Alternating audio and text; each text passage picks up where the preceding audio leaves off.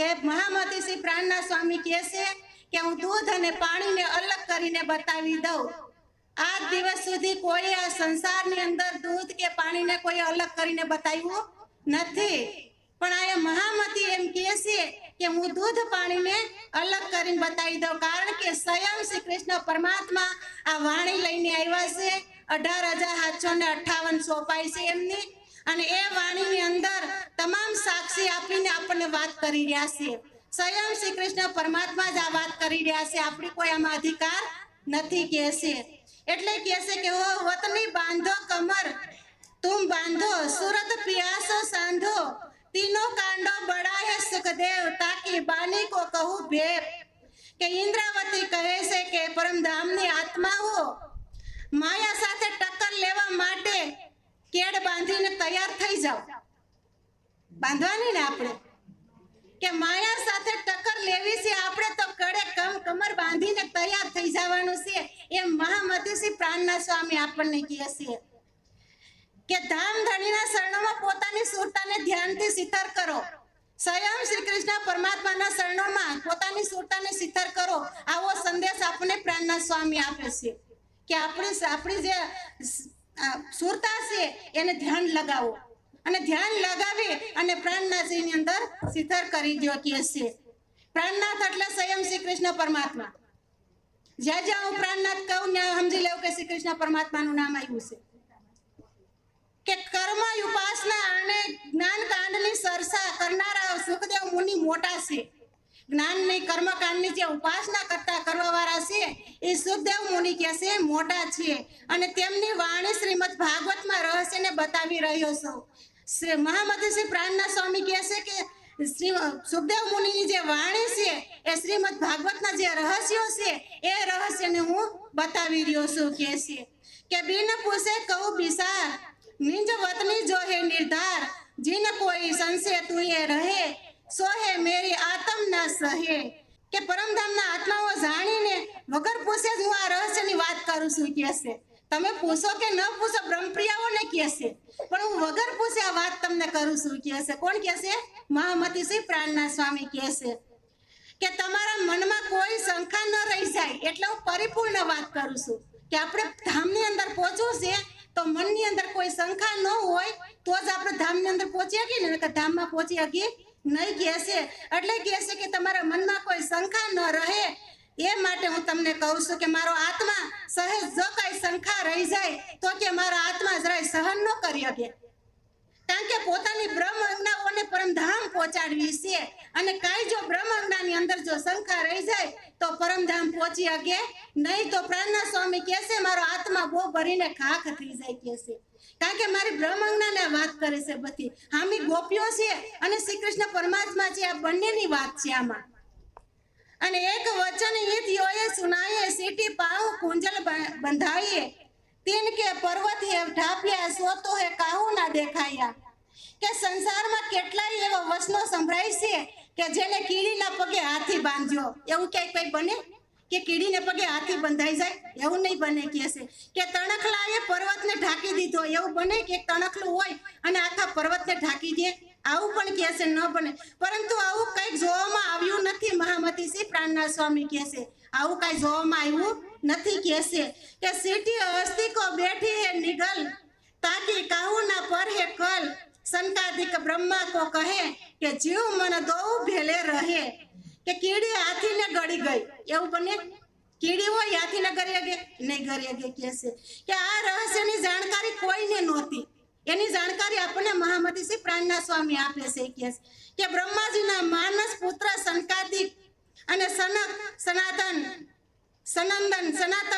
સનાતન અને સંત કુમારે આ પોતાના પિતા બ્રહ્માજીને પ્રશ્ન પૂછ્યો. કોને પૂછ્યો? બ્રહ્માજીને. આ ચારેય ઋષિ છે કે સનક, સનંદન, સનાતન, સંત કુમાર, આ ચારેય ઋષિઓ છે. કે છે અને બ્રહ્માજીને પ્રશ્ન પૂછે છે. કેવો પ્રશ્ન પૂછે છે જો કે આ સંસારમાં જીવ અને આત્મા અને મન એક સાથે રહી શકે? કે છે કે આ સંસારની અંદર આત્મા અને મન એક સાથે રહી શકે? ન રહી શકે. ક્યારે? આત્મા અલગ હોય અને મન પણ અલગ હોય છે. કહે છે કે ભેલે હુએ ये याद के भेले है सदा अनाथ कहे ब्रह्मा भेले नहीं तीत એ આયે મિલ હે ઈ કે આ બંને થોડા સમયથી આ જગતમાં એકઠા થયા છે? બ્રહ્માજીને પૂછે છે સનકાદિક કે આ થોડા સમયમાં જ બંને એકઠા ભેગા થયા છે કે છે? અને અથવા અનાદિ ભૂમિમાં પણ એક સાથે રહે છે કે અનાદિ જે ભૂમિ છે એમાં એક સાથે રહે છે? તો કે છે હવે બ્રહ્માજી કહે છે કે અનાદિ ભૂમિમાં આ બંને સાથે તો નહોતા, અનાદિ ભૂમિમાં સત્ય ભૂમિમાં આ બંને સાથે હોય નહીં કે છે. એવો તો આ નશ્વર જગતમાં આવીને જ ભળી ગયા, મન અને જીવ આ નશ્વર જગતની અંદર આવીને ભળી ગયા, નકર ભેગા હતા નહીં, બંને જુદા હતા કે છે. પણ તબ હે સંકાદિક કે ફેર ક્યો કહ્યો તો હે જુદે કરકે દેખો કે ફેર હે બ્રહ્માએ કહી ફિરક દેખે વસન વિચારે સિદ્ધધર. કે ફરીથી સંકાદિકે ઋષિઓએ પ્રશ્ન પૂછ્યો કે તમે એમને અલગ કરીને અમને એના ગુણનો દોષ બતાવશો? બ્રહ્માજીને કહે છે સંકાદિક કે એમનો ગુણ છે એ મને બતાવશો જુદો કરીને કહે છે. ત્યારે કહે છે કે બ્રહ્માજી તેને ચિંતામાં પડ્યા અને બ્રહ્માજીને ખબર નહોતી, એટલે બ્રહ્માજી ચિંતામાં પડ્યા અને તેમને પોતાના અંતર્મનથી વિચાર કર્યો. બ્રહ્માજીએ પોતાના અંતર્મનથી વિચાર કર્યો કે સમજ મુझसे ના હોય ક્યો કરો હે જુદે મેં દિए કે સબ હે શરણ હે વિષ્ણુ કે ગયે હે અંતર હે ગતે હે વસન કહે કે મને સમજ્યું જ નથી કે આ બંને જુદા જુદા કરીને કેવી રીતે બતાવ, મને આની સમજણ નથી કે છે કે આ બંનેને જુદા જુદા કેવી રીતે કરી. જો બ્રહ્મા જેવો બ્રહ્માને ખબર નથી કે આ બંને જુદા છે કે ભેગા છે, એની ખબર એને નથી કે છે.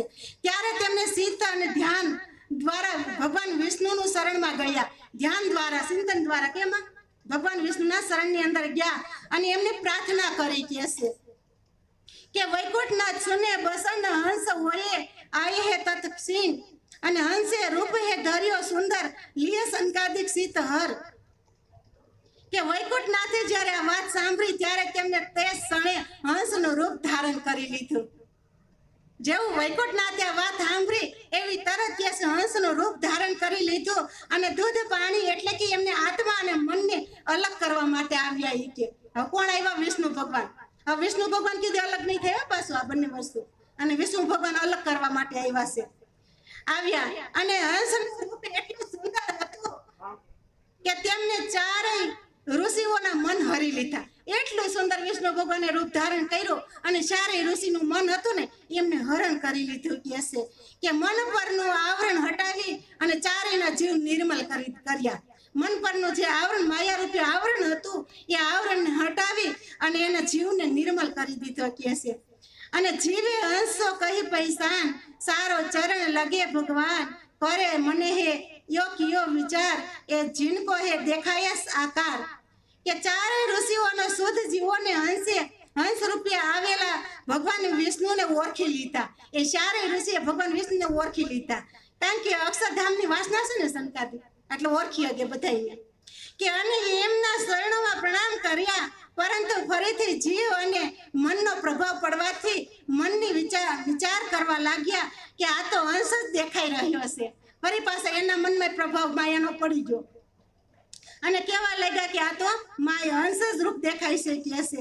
કે જો જીવે કરી પૈસાન તો મને તભી દે ભાન ફેર હે સંકાદી કે પૂછ્યો તુમ કોણ હો યો કર કહ્યા. કે જીવ ભગવાનને ઓળખ્યા, પરંતુ મનની ભરમ અને બુદ્ધિને હરી લીધી હતી. કે મનની બુદ્ધિ જે ભરમ હતું એ હરણ કરી લીધું હતું સંકાદિકનું. ત્યારે સંકાદિક ઋષિને પૂછ્યું તમે કોણ છો કે છે. અને તબ હંસે કયો જવાબ સમજે કે સંકાદિક ભાંજો વાદ સીત કયો હે ચારો કે ધીર કર નાખું હુએ જુદે ખીર નીર.